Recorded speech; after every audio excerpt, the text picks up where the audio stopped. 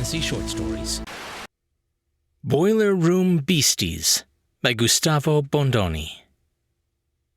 It had been years since they'd last seen a human. Chernal suspected that many of the youngsters didn't actually believe in their absent masters, although they'd never admit it out loud. So, it made the Mother Protector proud to see how well Unit did his part. The young analysis cat had been still as a statue, perched for hours above the single opening that remained. All the signs were present, and Unit would soon get to test his reflexes.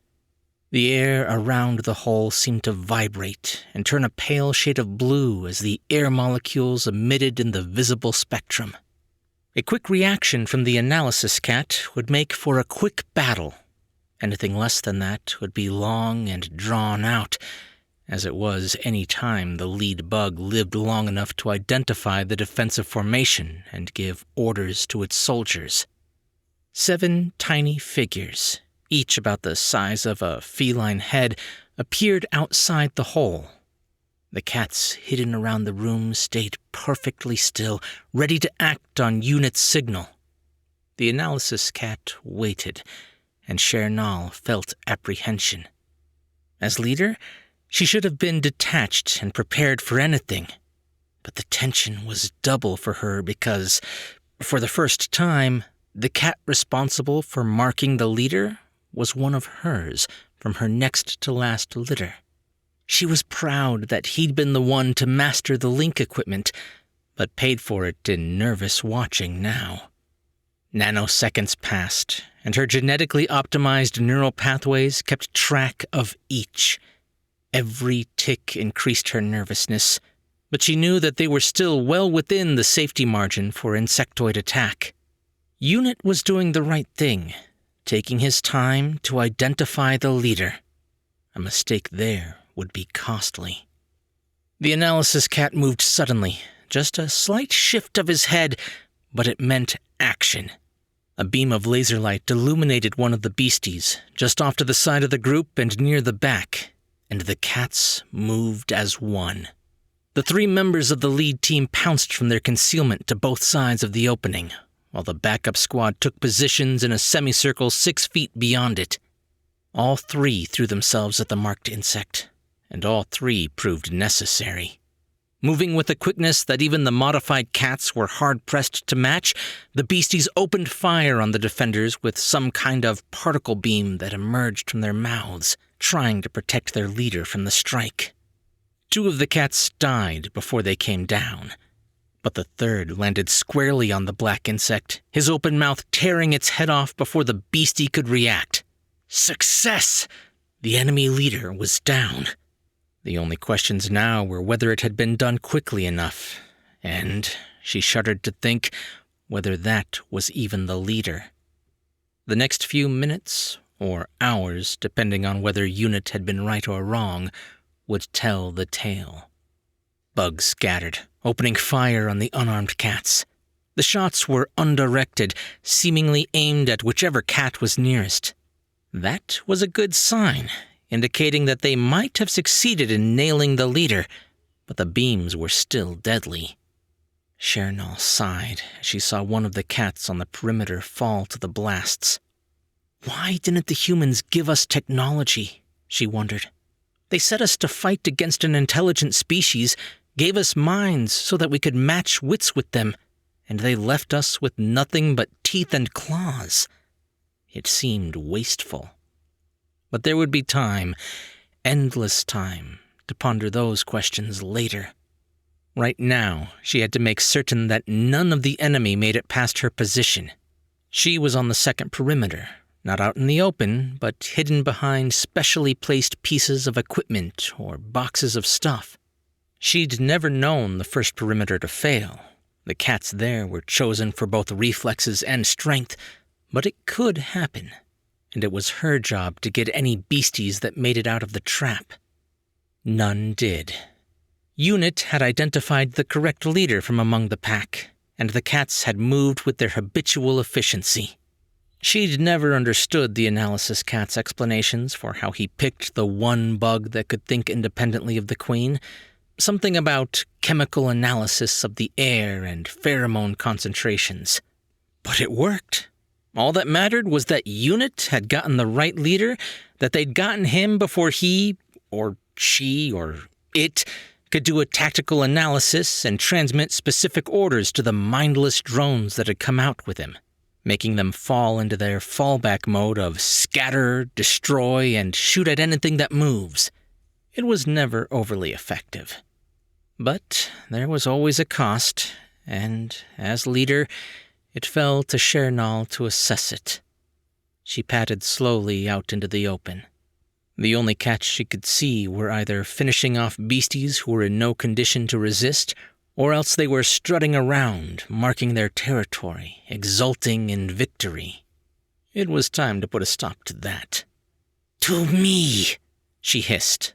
She'd heard the humans speak, heard the well-defined tones that cats, even genetically modified ones, could never hope to imitate, even though the language they spoke was the same. The young warriors immediately heeded her command. They might be the true line of defense, but a mother was always a figure of awe to most of them, even if some of the young females might one day challenge for a place among the ranks of the breeders. Unit was the last to arrive, after climbing carefully down from his perch. He was the last cat one would have expected to be a protector. Not quite the runt of his litter, but close, very close to being too weak to survive kittenhood. She felt a surge of pride in what he'd achieved. There would be no more doubt, no more challenges, no more sneers. All would see his value to the defenders. "How many lost?" she asked. Unit, his face concealed by the link helm, took his time. Actual seconds passed while he verified the information. 4 casualties, 3 dead, and Eret has a lost leg. He's in shock." Alive? The team shot into action. There was little consideration for the weak among the cats of the SS Oppenheimer, but the exception was made for those wounded in battle. They would be revered until the day old age took them into the next of the 9 roads they had to travel. They dragged Eret, whimpering by the scruff of his neck, to the warm spot beside the tap that dispensed painkillers and antibiotics. One of the few good things about the rays of intense heat that the beasties used to fight back was that they immediately cauterized any wound they created, making infection unusual. Eret would survive once they got him warm and stabilized. As she watched, Chernal wondered for the millionth time why the humans hadn't modified their bodies when they spliced the genes that mapped their brains. Paws that could actually grip things would have been extremely welcome. But humans moved in mysterious ways. She'd always accepted that, but now it was beginning to create a problem. She ordered the members of the second perimeter to pick up the rest of the casualties and move back towards the den, wondering what she would do to solve it. The humans called it the boiler room. Every sign with instructions on equipment maintenance said boiler room this and boiler room that. But as far as Unit or any of the analysis cats before him could tell her, there were no boilers in this room. There was, however, something they referred to as nuclear reactors, which they'd never been able to explain adequately to any of the fighting cats, and which had consequently simply been referred to as boxes ever since. Of course, none of the fighters were really all that interested in what happened inside of the metallic elements that defined the contours of their world, which probably explained why they never stayed around to listen to the complete explanations. When the subject turned to the beasties, however... But that wasn't the problem. Her first order of business on arrival would be to check on Eret. If the bearers had followed procedure, he would be under sedation, and a cursory check would be enough.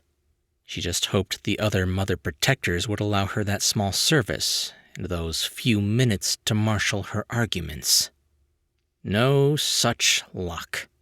As soon as she crossed the towering, human-sized doorway, they were upon her. "We won't be shrugged off this time, Chernal," Danyek told her firmly. Chernal was about to ask for leave to go see Eret, but that would have been a mistake. The mothers facing her seemed ready for anything, erect, alert, and nervous. Tails twitched as they waited to see what she would do.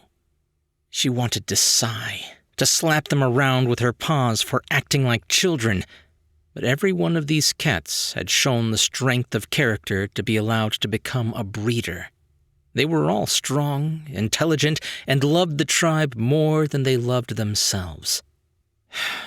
Chernal would never have dismissed their concerns, were it not for the fact that she knew from first-hand experience that they were wrong. "I know. Let's go into the den so we can discuss this." The response immediately calmed them. They might hold different views, might even believe that Chernal was making a mistake that would endanger the future of the tribe, but they respected her. There was a measure of fear in that respect, of course, but it was mostly a feeling she'd earned during hours and years spent helping to transform each of them from a playful kitten to a formidable pillar of their society. The den was warm, clean, and quiet. Tedlio's newest litter had been shooed out into the nursery so that the mothers could meet in peace and quiet. Someone had even laid out a bowl of synth milk and food for Chernal, a sign of respect and acknowledgement that she'd been risking her life for the good of the tribe. But they were impatient, and she'd barely managed a sip of milk when the other mothers began speaking. "Can't it be possible that you might be wrong?" one of them asked, sounding surprised that she'd had the courage to speak. "Maybe you misremember. You were just a kitten at the time. If I were to start talking about the things I remember as a kitten, you'd box me around the ears," Danyek said, the very voice of reason. She said it evenly, but the plaintive note obvious even in the limited vocal range available to the cats made it evident that the young mother wanted it to be true, for more reasons than one. "No, it isn't possible," Chernal sighed. "This wasn't an isolated occurrence. Humans used to come in here every day. Some would work on the machines. Others would just stand around discussing things they saw up on the readout board. There was one man who would come in every day to clean dust off the tables. We used to love him because he would let the kittens play with the thing he used. It had hanging pieces that he would hold just out of reach. And there was one lady who would speak to the mothers. She would tell us what to do and warn us when she thought that there would be an attack of beasties." She didn't tell them of the way the woman smelled, of the sharp acid scent of her perfume, or the pheromones and musk beneath it, and the simple smell of human under that. It would have served no purpose. "Why would we need her? We have the analysis cats. We've always had analysis cats. Your own unit is one." "We haven't always had analysis cats. The last time the lady was here, she left her control device and showed some of the mothers how to use it. She said she might not be around for some days, that there was trouble on the ship." Chernal paused, remembering those times of turmoil. "I wasn't there, of course. I wasn't even old enough then to be a defender, much less a part of the Mother's Council. But those mothers have passed the story of the meeting on to me, and I've done my duty to them by passing it on to you." The rest of them shifted uncomfortably. They all knew what Chernal was implying. Subtlety was no part of tribal politics. "And they also passed on the injunction against trying to get through the door?" "Of course. It came from the humans themselves. They know the beasties are dangerous if they can get beyond the walls of the boiler room. Of that there is no doubt. What we doubt is whether there are any humans out there for them to be a danger to, Daniek said. We think the time has come to go back out there and have a look. I won't oppose you, Chernal said. It wasn't diplomacy. It was a bow to the inevitable. She would be defeated if it came to a vote, something that would serve no purpose other than to undermine her position. And, judging by the turn things were taking, her wisdom would be necessary in the days ahead. But have you thought about how we'll manage it? That door has been closed since that very day. Even though the kittens born since then have been unable to open it, despite their best efforts and their mightiest leaps. That won't be a problem. Unit has come up with a solution. I couldn't really understand how it worked, but he seemed convinced. Unit? One of her own? He knew full well that Chernal was against the idea of outside excursions, and he was one of the few that believed humans had been there relatively recently. He said his evidence showed him it was true, and still, he'd gone behind her back and cooperated with the other mothers. Chernal was tempted to accuse him of the deepest betrayal, but she knew it wasn't the case. Like nearly every cat of every generation, he wanted to explore, thought that there had to be more to life than the endless vigilance against an enemy that wasn't theirs to begin with. She felt old, tired, and anachronistic, but she showed none of this to the mothers. To them, all she said was, "Then let's get on with it." The mothers had been telling the truth. Unit had devised, using some abandoned straps that could be manipulated with paws and claws, a system with which he believed they could get the door open. Pride mixed with anxiety once again as Chernal watched the young analysis cat as he studied the round iron ring that made up the only mechanism that might conceivably be used to budge the door. He stood under it, moved to one side, moved to the other, and then began hissing orders. Young cats, some too young to fight even, began running about, dragging lengths of strap in their teeth and jumping from nearby flat surfaces to string the straps through the ring at precise places on Unit's command. Soon, the metallic cross in the center of the ring was strung with multiple lines. How Unit decided when the straps were all in place was a mystery to Chernal. It looked like a hopeless tangle to her eye. But Unit was soon satisfied. The next step seemed to be to get every single able-bodied cat in the warren to take one particular strap in their teeth and pull. Nothing happened, and Unit ordered them to stop. He climbed up the tense line and observed the ring from up close for a long moment, hissing softly to himself as he did. Finally, he walked back down and calmly told the cats to pull harder. They did, to no avail. Harder! Chernal could see the strain in the cats' eyes, in every twitch of their tails, in the hardness of their muscles. They slipped against the metal deck and often lost their purchase entirely.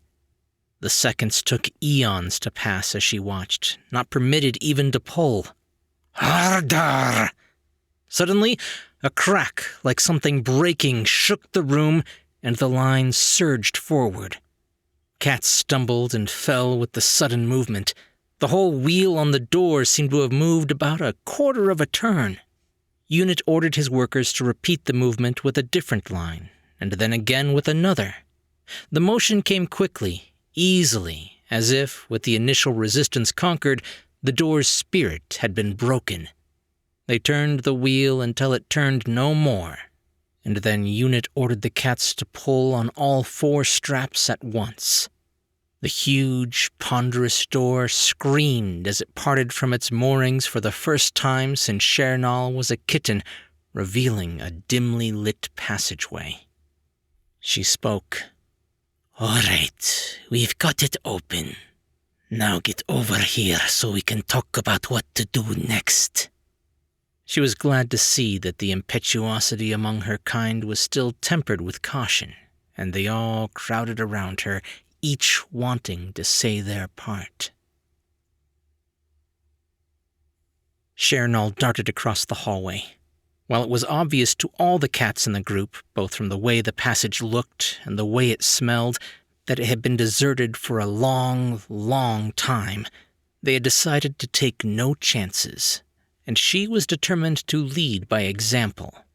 Only the erroneous respect the other members of the tribe still accorded her had allowed Shernal to come at all. The group consisted of Unit, Danyik, 2 senior fighting cats, and herself.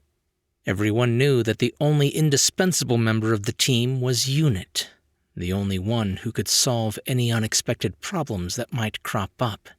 The rest of them were there to protect him. So far, the great adventure that the younger generations had imagined had proved anticlimactic. There was evidence of human habitation everywhere.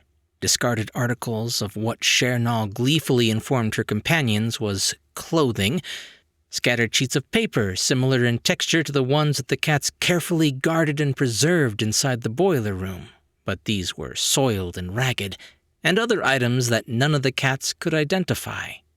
Even so, their progress was tortuous. Shernal had insisted on one small exploration party, and had insisted that it was to move slowly and cautiously. For once, no one had argued. Perhaps long experience with the insectoid beasties was finally paying off in the cat's hunting methods. No feline knew what the beasties were exactly, but lore handed down from humans to Shernal's elders, and from Shernal to the next generations, said that they were a plague. Hive-minded insects capable of short quantum teleports that the Oppenheimer had picked up on one of its many ports of call. They lived deep within the radioactive cooling cores, out of reach behind the reactor's shielding, and only came out occasionally by way of that single gap in the lead, which they had presumably created themselves, that allowed them to jump into the ship proper. Unit's equipment was able to pick up the quantum disturbances minutes before the beasties attacked.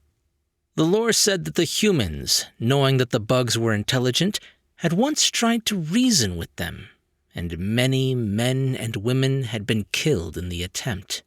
So, after hunting down the pests, they had created the modified cats to do the fighting for them. The legends also said that it would take the ship nearly 80 years to reach another planet where equipment was available that could decontaminate even the most radioactive parts of the ship. But no one was thinking of the legends and their duty. Shernal could almost read the thoughts of the other cats in her group as they surveyed the debris. The humans were all gone, and they could be masters of a much larger domain.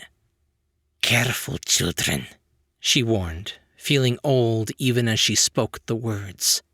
They ignored her, and she could see the discipline break down as her troops became more and more convinced that some unnamed cataclysm had left the cats as sole masters of the ship. When the forward scout hissed that the way was clear, the rest would follow out in the open, as if they were walking back into their own dens. The endless hallways and the single echoing chamber they encountered reinforced this behavior.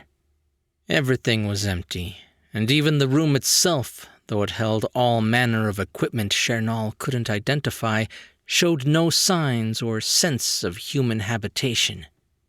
Finally, after a sharp right turn, the passage came to an end in a colossal, empty space. It was filled with furniture, not equipment. Tables, like the one in the boiler room, repeated a few dozen times, stood in rows, and yellow chairs were standing or laying on their backs beside them. Dim red light, quite unlike the usual white glow that illuminated everything else on the Oppenheimer, cast no shadows into the vast space. It simply seemed like the more distant reaches faded into darkness. The cat, whose turn it was to be the point scout, bounded onto the nearest table in a mighty leap. He hissed inarticulately, and his head appeared from the edge of the table to look down on them from above. "You guys need to see this," he said quietly. Sensing the tension, they jumped up silently, one by one. "Is this what a human looks like?" the scout asked when Chernal arrived. She stared. "Maybe on the inside." They'd all seen enough bones to know what bone was like. Cats died all the time. This was bone, polished, clean, and with no flesh on it whatsoever. The bones of a creature long dead. The skull, sunken and formless, gave her the only clue, but it was difficult to reconcile the warm flesh she'd seen on their masters to this gaping emptiness. "Yes, that was once a human," she replied finally. "There are lots more of them," the scout observed. The young cat wasn't being disrespectful. He was just pointing out the obvious. Every table in sight was crowned with a similar mound of bones, carefully arranged to form the semblance of a living master, but all devoid of flesh, picked clean by time or a respectful hand. A whistling sound came out of nowhere, and suddenly the scout disappeared off the edge of the table. When they dropped to investigate, they found the young cat dead, transfixed on the end of a long metal shaft. The heavy pounding of something approaching could be heard in the distance. Or someone, Chernal amended. The smell of human, not soft and covered by artificial scents, but raw, unclean, and stronger than she'd ever imagined could be sensed. There were no pheromones here. No musk, just the stink of immature flesh. She could see shadows moving, much smaller than the humans of her memory. They were coming her way. "Hello," she said loudly. "I'm glad we finally found you." The nearest shadow hissed and threw a shaft at her. Her genetically modified reflexes saved her as it flew harmlessly past, gouging the floor where she'd stood an eye blink before. Unit materialized behind her. "They don't seem to be coherent, Mother," he said. "I think it would be best to study them from afar for a time before attempting to reason with them." "What? Those are humans out there. They created us, modified us. They built this ship. They're responsible for feeding us." "I have a feeling that most of that is completely automated. Besides, according to my database, those humans are juveniles. They shouldn't be able to design or create much of anything." "So where are their parents?" "I don't know. Dead, perhaps. They certainly don't seem to have been around long enough to teach the children to speak." He paused. "We need to run. I have to think about this for a while." Chernal ran. There was little else that she could do. Another ineffectual shaft landed behind the fleeing group. Unit knew he was getting old, but until Jenner was old enough to fight, there was nothing he could do. They needed a cat well adapted to the data link to keep the tribe alive, and Jenner was the only one with the necessary skills to be born in the last 5 generations. "It was a pity that Freeweight had gotten himself killed in a beastie raid," Unit thought. "That one had enough potential to let me retire." But it was impossible. Only by interpreting the information, knowing when the humans were massing to attack, and predicting where the beasties would emerge from one of their quantum microjumps, could the cats stay alive, caught between 2 relentless, almost mindless foes. He'd forbidden attacking any humans, but the younger generations didn't seem to follow his reasoning. They were too fast for any single human to subdue. Why not strike back? After all, didn't humans hunt them for food? He'd heard the suggestions. Let the beasties take care of the humans for them. Move to another sector of the ship and barricade the door behind them. Strike back and strike hard. So far, with the help of old Danyik, the venerable crone of the Mother's Council, he'd been able to reason with them, keep them focused on doing their duty to defend the ship against the beasties. His greatest hope was that they would arrive at port soon. They needed to be somewhere where civilized humans could reason with the savages that the children had become, where they could clean out the beasties and give the cats somewhere safe to live. Unit suspected that the humans had died in some catastrophe, and that only some isolated nursery creche had survived, but he didn't know what had happened, or how the young ones had lived. He knew that he would probably never learn the truth. But his greatest preoccupation was that it was time for him to leave his post. He could no longer communicate effectively with the rest of the tribe. The younger generations would soon choose their own path, and he thought he knew what it would be. Only that morning, he'd overheard two of the warrior cats speculating as to what human flesh would taste like. He had a feeling that it was a taste that cats would come to know very well long before he moved on to his next life. A shudder ran through him, which he had no time for. The future would take care of itself, and there was an attack of beasties due in a few minutes. He had work to do.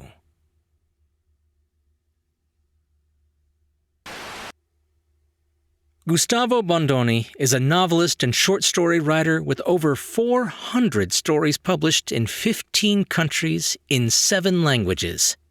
He is a member of Codex and a full member of SFWA. He has published 6 science fiction novels, including 1 trilogy, 4 monster books, a dark military fantasy, and a thriller. His short fiction is collected in Pale Reflections, 2020, Off the Beaten Path, 2019, 10th Orbit and Other Faraway Places, 2010, and Virtuoso and Other Stories, 2011. In 2019, Gustavo was awarded 2nd place in the Jim Baen Memorial Contest, and in 2018, he received a Judges Commendation and 2nd place in the James White Award. He was also a 2019 finalist in the Writers of the Future contest. His website is at www.gustavobondoni.com. Hey guys, bit of a different story.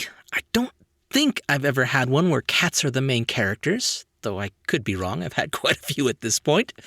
But I definitely never thought I'd have one that I liked so much. Even being a cat owner myself with 3 cats, I never really find animal stories that compelling. But this one hooked me the moment I started reading and just pulled me right through the end. Which I shouldn't be surprised about. Gustavo Bondoni's been on the channel several times before, and every single one of his stories is just amazing. So if you liked this one, be sure to check out his other stuff.